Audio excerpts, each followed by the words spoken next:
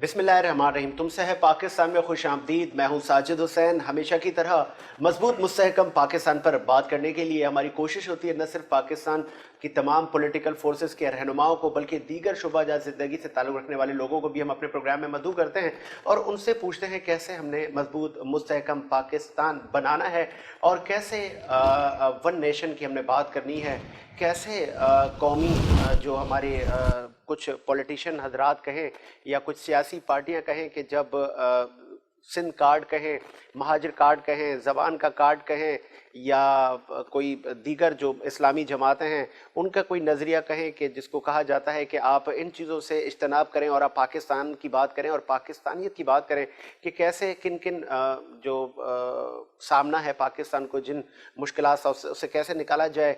एक बहुत ही अफसोसनाक वाक़या भी पेश आया। घोटकी के करीब मिल्लत एक्सप्रेस को हादसा हुआ जिसमें कई जानें गईं। वफाकी वज़ीर रेलवे आज़म सवाती को इस पर मुस्ताफ़ी हो जाना चाहिए। इससे कबल हमने देखा जब इस तरह के हमने हादसे देखे तो उस वक्त पीएम इमरान खान साहब की तरफ से एक स्टेटमेंट हमें सुनने को मिलती थी कि अब जो इस पर्टिकुलर वजारत के जो वज़ीर हैं उनको मुस्ताफ़ी हो जाना चाहिए, इस्तीफ़ा देना चाहिए। क्या अब उनके टेनओवर में इस तरह के एक्शन हमें देखने को मिलेंगे, जो कि अभी तक तो इस तरह की कोई खबर नहीं है। कराची इंफ्रास्ट्रक्चर से लेके लॉ एंड ऑर्डर सिचुएशन पर भी हम बात करेंगे और बात करेंगे वफाकी हुकूमत जिस तरह 2018 के जनरल इलेक्शन के बाद विन कर गई और एहतसाब के अमल में हमने सख्ती देखी कि बहुत सारे बड़े बड़े जो रहनुमा थे या ताकतवर शख्सियात थी उनको भी हमने देखा कि वो उन पर इल्ज़ामात थे और बहुत सारे लोग अभी भी जेलों में हैं और बहुत सारे लोग अभी भी उस एहतसाब के अताब में आए हुए हैं। तो उस अमल को भी कैसे देखते हैं। आज हमने कोशिश की कि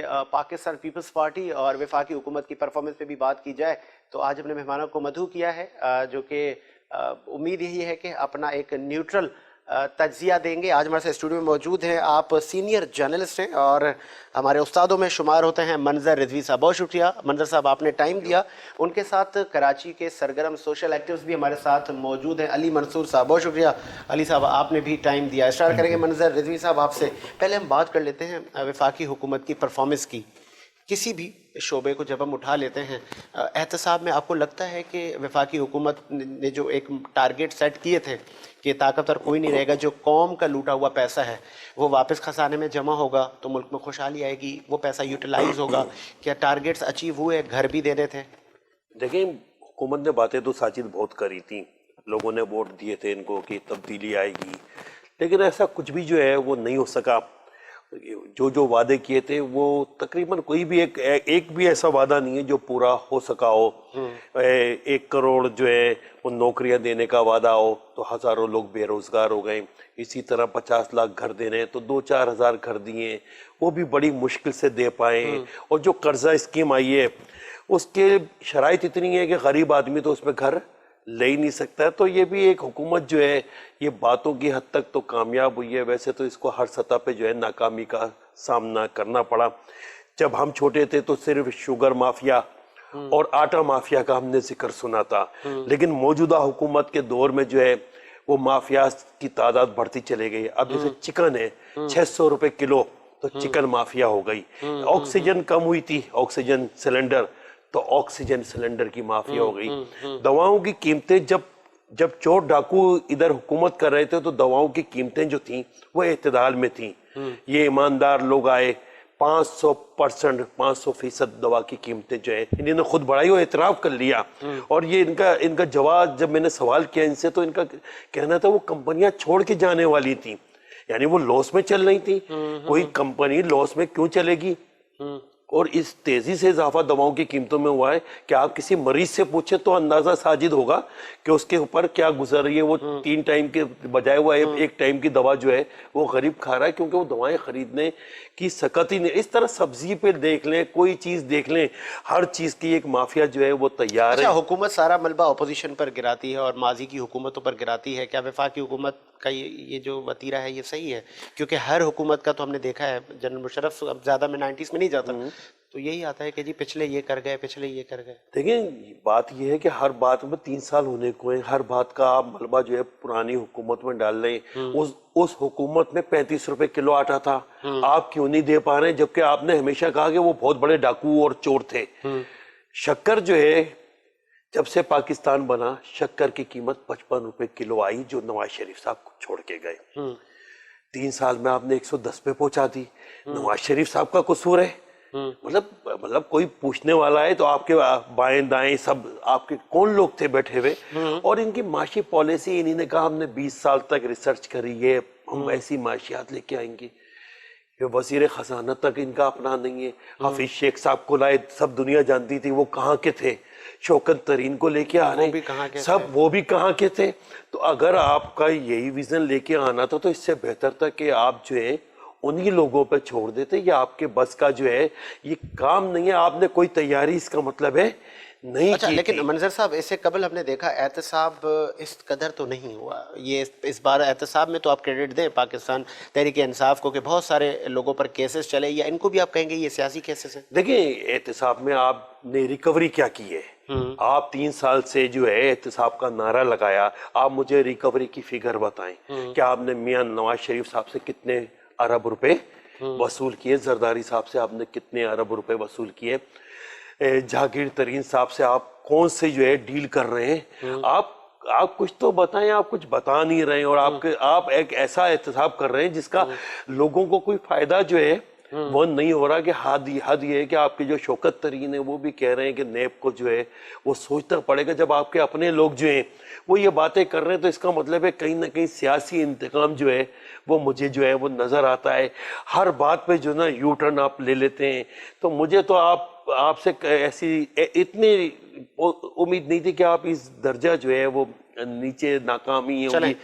آگے بڑھتے ہیں. منظر رضوی صاحب تو کافی مجھے مایوس نظر آ رہے ہیں حکومت سے, اور آگے ول ہوتی ہے کہ ممکن ہے کہ حالات بہتر ہو سکیں. علی منصور صاحب آپ کس طرح دیکھتے ہیں اس 3 سال کے ٹینیور کو؟ وفاقی حکومت محنت تو کر رہی ہے, اور ابھی خان صاحب نے کہا ہے کہ اب آؤٹ پٹ کا دور شروع ہو چکا ہے, اب ڈیلیورنس ہوگی.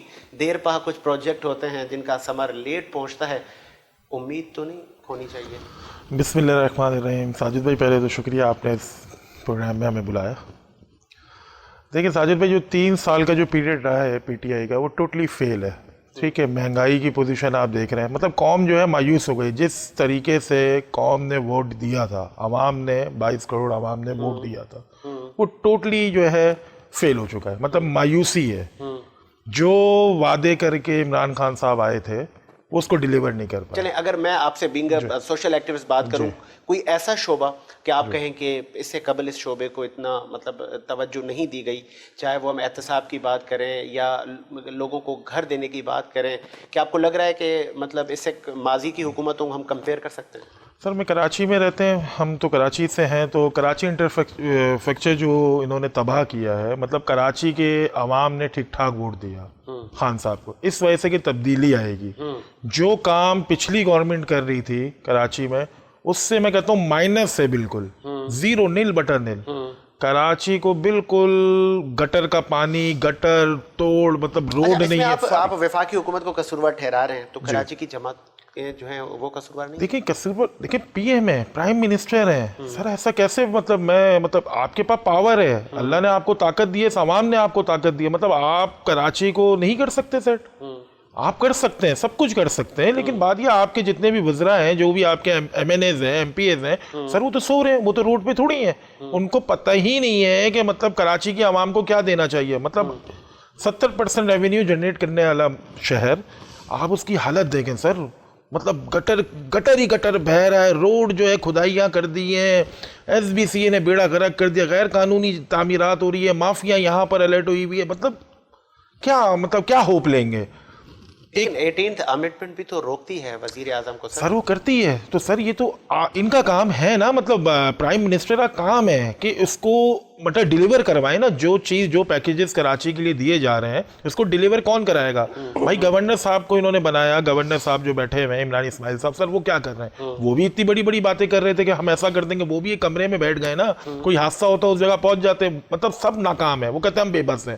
تو سر اس عوام کا, اس کراچی کی عوام, مطلب کراچی کو کون دیکھے گا, کون ڈیلیور کرے گا؟ دیکھیں پیپلز پارٹی تو ہے ہی غلط, ہم چلے ان کو مان لیتے غلط ہے, لیکن بات یہ ہے کہ جو نیو آپشن تھا نا, پی ٹی آئی نئی آپشن تھا, تبدیلی کے نعرے تھے, बताया गया कि आवाम को हम ये मतलब फैसिलिटी देंगे, आपका टैक्स इधर लगाएंगे, आपको हम अच्छा रोजगार देंगे, पानी पीने का साफ पानी देंगे। सर वो तो सब फेल हो गया। चले मैं इस पे भी बात करूंगा कि पीपल्स पार्टी ही गलत क्यों है। मंजर रज़वी साहब कुछ इसमें रहनुमाई करेंगे कि वफाक तो एज़ पर कॉन्स्टिट्यूशन मतलब उसके पास सवाबदीदी इख्तियारात हैं, वो शहर में आ सकता है और अपने जो इख्तियारात का फ़ायदा उठा सकता है, इसके इंफ्रास्ट्रक्चर पर तवज्जो दे सकता है, तो क्यों वाई क्या रुकावटें हैं या सिंध हुकूमत बिल्कुल कॉम्प्रोमाइज़ नहीं करना चाह रही? नहीं साजिद, इसमें 3-4 मसाइल हैं, मैं आपको बताऊं। एक तो ना ये फार्मूला आज तक तय नहीं हुआ। नून लीग की हुकूमत थी, उससे पहले पीस पार्टी की हुकूमत थी, हुकूमतें आती जाती रहती हैं। एक मुशर्रफ साहब के दौर में बहुत तरक्की हुई कराची में ना, उन्होंने ये सोचा कि नहीं यार ये सबसे ज़्यादा दुनिया में उसूल है, जो शहर सबसे ज्यादा कमाता है उसका सबसे ज्यादा ख्याल रखा जाता है। ये दुनिया का उसूल है। जैसे अगर आप मुंबई चले जाएं, मुंबई वहाँ पे उसका ख्याल रखना है, क्योंकि वही मेन जो है ना शहर हब है। तो अब आपने हब का अशर नशर कर दिया है।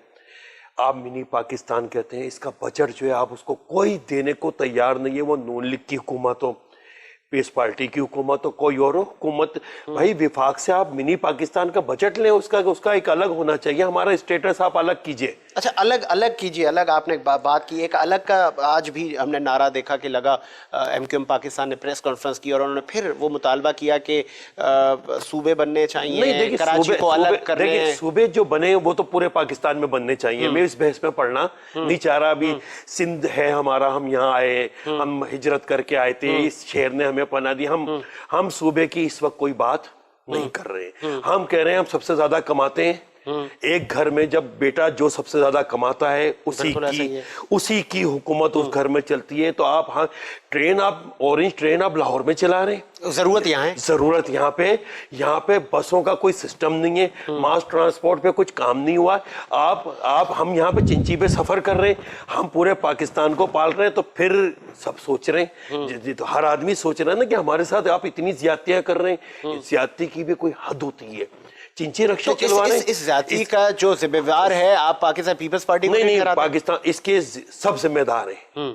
इसमें अदलिया भी जिम्मेदार है, इदारे भी जिम्मेदार हैं, पॉलिटिकल जमातें भी जिम्मेदार हैं। हर वो पावरफुल शख्स जिम्मेदार है जिसको ये एहसास ही नहीं हो रहा है कि भाई हाँ गटर उबल रहे हैं, हमारा कोई सिस्टम नहीं है, पीने का हमारे पास पानी नहीं है।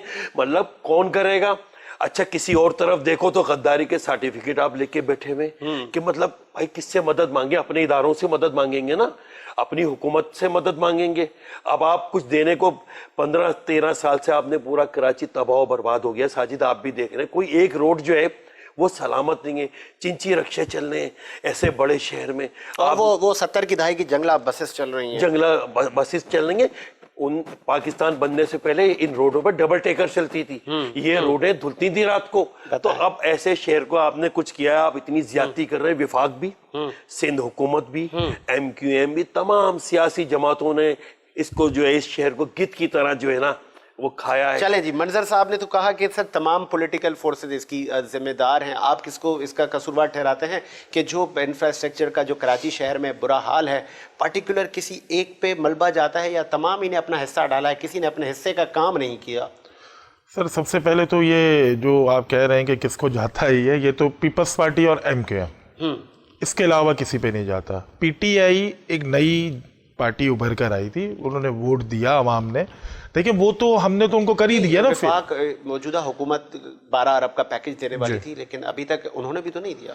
देखिए बात सही कह रहे हैं कि उन्होंने नहीं दिया। देखिए मुशर्रफ साहब के दौर के बाद जो तबाही शुरू हुई, तो उसके बाद टोटल जो गवर्नमेंट बनी है वो पीपल्स पार्टी की बनी है। तो पीपल्स पार्टी तो यहाँ पर काम कर नहीं रही ना। देखिए करप्शन का बाजार इन्होंने सरगर्म किया हुआ है, तमाम इदारों में करप्शन खुलेआम है। बात यह है कि वाटर बोर्ड ले लें आप, DMC ले लें, KMC ले लें, SBCA ले लें, तमाम इदारे जो भी सिंध गवर्नमेंट के उसमें आता है, बाद ये वहाँ पर पैसे दिए जाते हैं और काम हो जाता है।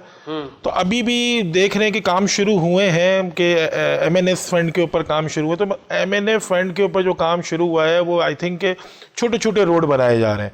जब वो पैसे लगा रहे हैं, छोटा नजर आ रहा है ना कि एक छोटा सा रोड बन रहा है, एक छोटा सा टुकड़ा बना दिया गया, मोहल्लों की बन गया ना, मोहल्लों की एक चीज बन गई। तो मुझे एक बात बताइए, सिंध गवर्नमेंट का जो बजट है, जो सिंध गवर्नमेंट के पास जो फंड है सर, वो कहाँ लग रहा है?